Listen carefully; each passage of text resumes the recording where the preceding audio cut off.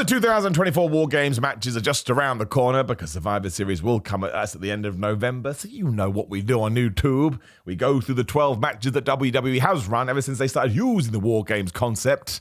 We're going to rank them from 12 to 1. And we start with the 2001 NXT Women's War Games match, which was, I'm going to use their main roster names because it's good for my brain, but it was Io Sky, Alba Fire, Raquel Rodriguez, and Cora Jade taking on Dakota Kai, Jacy Jayne, Mandy Rose, and Gigi Dolan. Now, the thing with ranking these things is actually it's much of a muchness. Like, every single one is pretty damn good. I don't think there's been a dud ever since WWE started doing these since 2017. And this one is totally fine, but when I went back to watch it, look, you still get a bunch of bad things happening. Io Sky is jumping off cages like, man, who cares? I can do this and do not worry about it. And I also think in terms of Toxic Attraction and the Mandy Rose character, who very sadly isn't with WWE anymore, it kind of established them as, I'm not saying they were joke characters, they weren't, but they were very... What's the word I'm looking for? They understood the assignment, is what I'm going to say. Whereas here, they were way more serious, they were way more focused. Obviously, they were using a bunch of weapons. And I actually think that re-established them as, oh man, we shouldn't mess with these guys. And because of Mandy Rose was the champion for like 4,722 days, that was good because it kind of just gave her an edge. And I'm not talking about Adam Copeland. And that was kind of the same for everybody in this. I thought Raquel Rodriguez comes across a lot better because at this point, I don't want to say she was still finding herself, but maybe she was. Absolutely for Cora Jade. And I think you could throw Dakota Kai into that mix as well. Basically, everyone comes out the other side feeling like they benefited from the stipulation match, but ultimately, when you do go through them all, it's just not as good as some of the other ones. That is totally okay. After this, we go back a year to NXT War Games 2022, and it's the women again, when we did get Candice LeRae, Dakota Kai, Raquel Rodriguez, and Toni Storm, which seems wild to say that now, as does, versus Ember Moon, Io Sky, Rhea Ripley, and Shotzi Blackheart.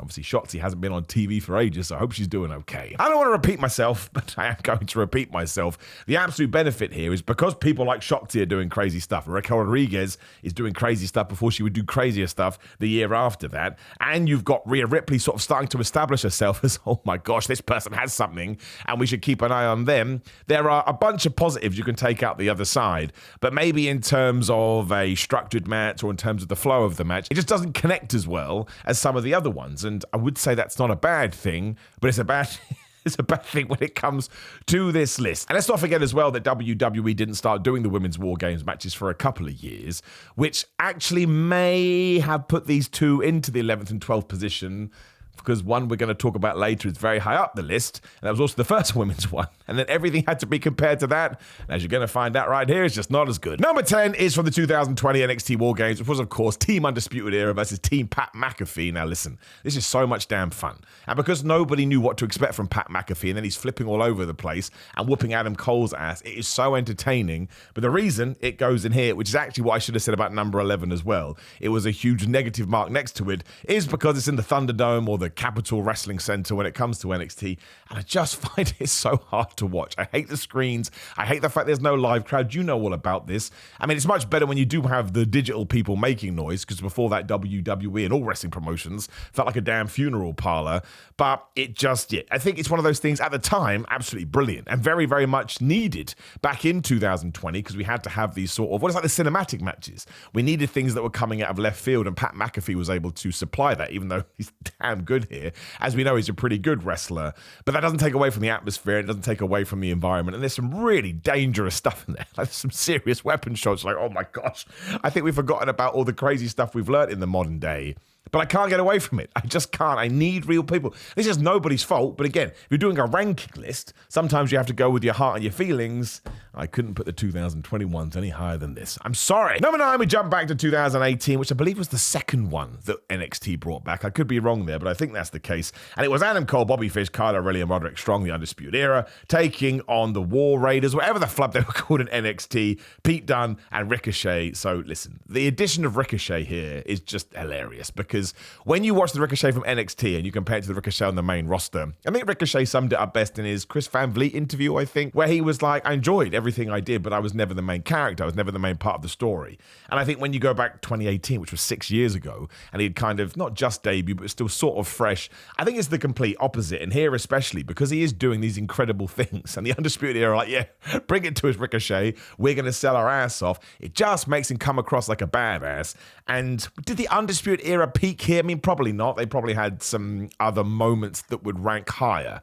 But they just feel like such a team. And it's one of the reasons that AEW tried to rebrand them as the Undisputed Kingdom, whatever the flub we're called. But I just kind of think, once again, it's of its time. And if you do go back here, you're going to get a bunch of nostalgia. The War Raiders, oh my gosh, listen, what they're doing now is still brilliant. But once more, I think they've talked about this. Due to their injuries, they have sort of toned down their style, which you should do because necks and bones are way more important than, oh my gosh, look what I can do off the rope. But at the same time, I'm but a wrestling fan. Those two guys are absolutely incredible, and they do not get their just desserts. And that's the same for Pete Dunne and everybody else. I mean, there's some names I haven't thrown out here. I mean, Pete Dunne is sort of perfect for this kind of thing because he's totally believable, because he comes across as a little bit crazy. So you could actually probably rank this higher should you so want. I think it's going to come down to how you feel on a particular day. It's still pretty damn good, and you should probably check it out. And because it was the second one back, I'm 99% sure that was true. It was just like, man, Triple H, you have made a great decision. Number 8 is a 2019 men's NXT TakeOver War Games. Once again, it's the Undisputed Era, who absolutely love these matches. And they were taking on Dijak, Keith Lee, so that's sad straight away, Kevin Owens, and Tommaso Ciampa. And the only thing I'm going to talk about here is, of course, we didn't know who the secret entrant was going to be. Kevin Owens' entrances makes this. I can actually put this at number 1. Like, the match is great. Like, people going crazy. There's plunder all over the place. People jumping off the cage, smashing each other with trash cans. But I don't think anybody expected Kevin Owens. There was no rumors beforehand. Kevin Owens was a pretty established main roster act. It was in that era of WWE 2019 was a bit like, we're not having any fun here. And I can imagine if some people had gone to Vince McMahon, who obviously was in charge at the time, and said, I want to work NXT, he'd have gone, no, you're not doing that, because clearly there was a power play here. But it just works. And Undisputed Era sell this like, oh no. Oh no, this is not going to be good.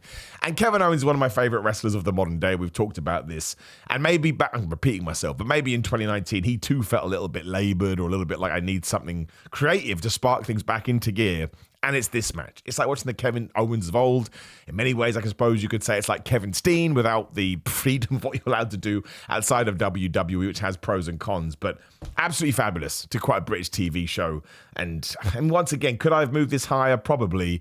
But when I did go, this could have gone number 7, but we'll just move into number 7 because it's the Undisputed Era who flipping love these matches, taking on Sanity, Roderick Strong, and the Authors of Pain. This is the first one that NXT had done. I remember at the time, I remember the hype. I remember people going, oh my gosh, we're going to do War Games. I remember Cody Rhodes talking about it because, of course, it's the match that his dad, Dusty Rhodes, made famous and basically invented. There was then controversy because there wasn't a roof on the cage, and they all went in there and they just totally smashed it. It is so, so good. And I think maybe a large reason I am talking about it with such praise is because I'm so excited back in 2017, right? Yeah, back in 2017.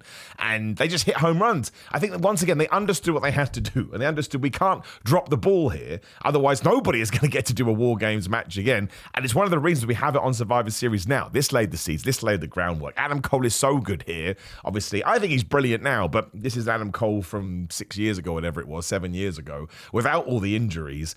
And there's so much controversy around Adam Cole these days. Oh, look how he looks with his body. I couldn't give a crap, man. You do whatever you want. I mean, obviously, I go to the gym. I like jacked up dudes, but I also like variety in my wrestling. But the way he works here, man, he comes across like he's 6'5" and 295 pounds.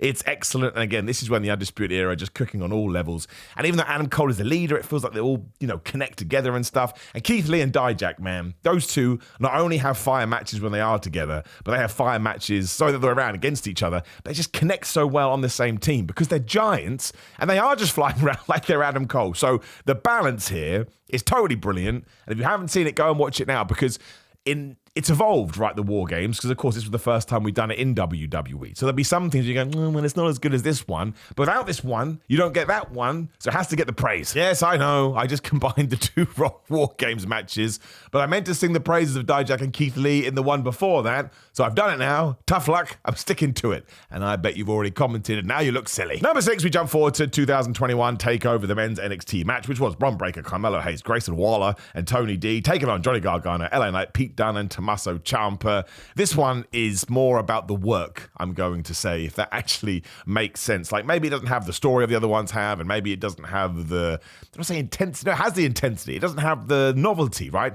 This is more like, oh, okay, cool, it's 2021. For the last 5 years, we've established that we are going to have these matches. But man, everybody in it, it's just, this is when that era of NXT was just, maybe not through the roof, maybe we just moved on. But you have the Johnny Garganos and the Tommaso Ciampas, like I say, who had absolutely established themselves as NXT guys. Same with with Pete Dunne. LA Knight sort of had come in, and already it was quite clear this guy ain't going to be around long. We're going to call him up to the main roster, and we screwed that up, but eventually we got where we needed to go. But then you're adding in people. I mean, essentially it was the old guard versus the new guard, right? Because Bron Breakker was new on the scene. Everyone's like, this guy's ridiculous. Carmelo Hayes was like, well, you're a perfect wrestler, aren't you? And Grayson Waller had the character, which allowed this to be a little bit different. And Tony D, as we've gone on to see today, has secret wrestling background, which makes him so good. So I suppose he's a little bit of an anomaly because he comes in being like, hey man, I'm in the mafia, I love a pasta. And people are just like, what are we doing? Why are we doing silly wrestling gimmicks? But then he works and you're like, wait, of course this dude got a job. He can really go, and he's absolutely established that in 2024. So it's a little bit of a surprise, but I don't know whether they knew what the future held. I don't know whether they thought this was a passing of the torch. I don't know whether they thought this was a changing of a guard. They do some nuts stuff in this, and all of it is dangerous, and people are falling on their heads and their necks and sailing off the top of the damn thing, and it genuinely puts you on edge. And while sometimes that's not a nice feeling, I mean, a criticism today is that there's too many plunder matches, right? Too many weapons matches, too many street fights. And it's the law of diminishing returns. Eventually, you sort of acclimatize to it, and it lacks the impact of before. Go watch this one, right? Maybe they had a clue. They were like, well, we're going to outdo that. And they absolutely do. When we go to Survivor Series 2022, our first WWE entry, and it is the women's match of Alexa Bliss, Asuka, Becky Lynch, Bianca Belair, Mia Yim, taking on Bayley, Dakota Kai, Io Sky, Nikki Cross, and Dan Rhea Ripley. It's much of a muchness between this and the 2023 one. I watched them both back to back, and I thought they were very good. And in many ways, maybe this could be at number 4, because again, it's the first women's War Games match we did on the main roster. And it is brilliant, but there are 2 other women's ones that I think are better, hence why I've shifted them around here.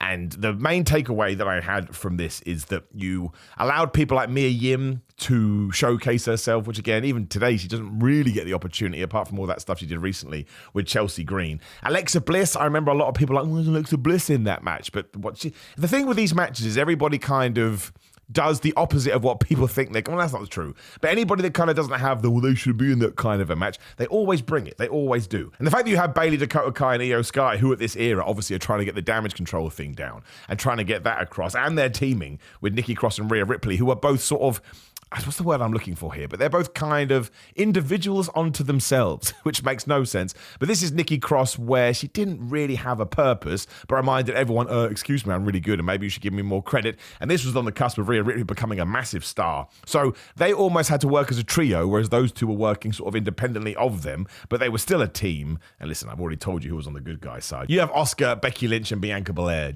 just doing their thing. Bianca Belair especially in this, and she's in the one next year as well, right? Yes, she is. Bianca Belair often is the MVP of these things. And maybe it's why when we get to the end of 2024, as good as the tag team with Jade Cargill has been, there is a sort of, feeling in your tum-tum where you're like, she really needs to be put back in the singles division and go after a world championship, because she just can do anything. This is more proof of that. So, I mean, every match we're going to talk to from this point on is just great, and they hit home runs, which again is kind of the same for the entire list. It's really good. You should watch it. As you should for number 4 in 2023 Survivor Series the next year, which was Asuka, Bayley, Io Sky, and Kairi Sane, taking on Becky Lynch, Bianca Belair, Charlotte Flair, and Shotzi. Now, once again, Shotzi doesn't care, and Shotzi will just dive all over the place. I don't know if this is true, but maybe Shotzi in many ways felt like I'm kind of the new kid on the block here, and I got to raise my game by taking all of the risks, which she does do. But when you got Becky, Bianca, and Charlotte on the same team, you can't go wrong with that. And of course, you got Io Sky, you got Kairi Sane, you got Bayley and Asuka doing their damage control stuff. So you had a story here, even if it was a basic story, which is like, well, we've got to stop these control damaging people because they're trying to run wild over SmackDown. Now, or Raw, I should say. Whichever one they were on, they jumped ship. If it was SmackDown, right? Now, I will admit that Damage Control as they were, maybe never had that dominating reign they need to, where you're like, oh my gosh, we have to come together as baby faces to fight back. But it works within this little bubble, and the way that WWE builds it, and the way that WWE tells the story. And once again, they're just out of control. I don't know whether this has become the time where you're like, well, we need to outdo the men, or at least because there's going to be 2 War Games matches on a pay-per-view, we cannot, no, it doesn't matter if they feel the same, because again, there's only so many things you can do, but you need to make yours stand out, and sometimes the men would go first, and sometimes the women would go first. But I mean, the way I've ranked them, I suppose you can say that the men's one was better, but I don't like that term because I'm not comparing them, because the men's one is brilliant and I put it quite high up in this list. But even though there was 2 War Games matches on one show, it didn't feel laborious and it didn't feel like, oh man, what a waste of time. It just felt absolutely brilliant, right? It just felt so good. And 2022 was a good example of that. But the 2023 one feels way more like, oh yeah, we can get away with 2. I mean, Survivor Series is going to be 2 nights, one day anyway, quite clearly, and then we'll have men's one on one day and women's one on the other one, and maybe that will help it still. But once again, everybody went out there with the intent of not allowing them to be the weak link, if anybody was assuming they would be.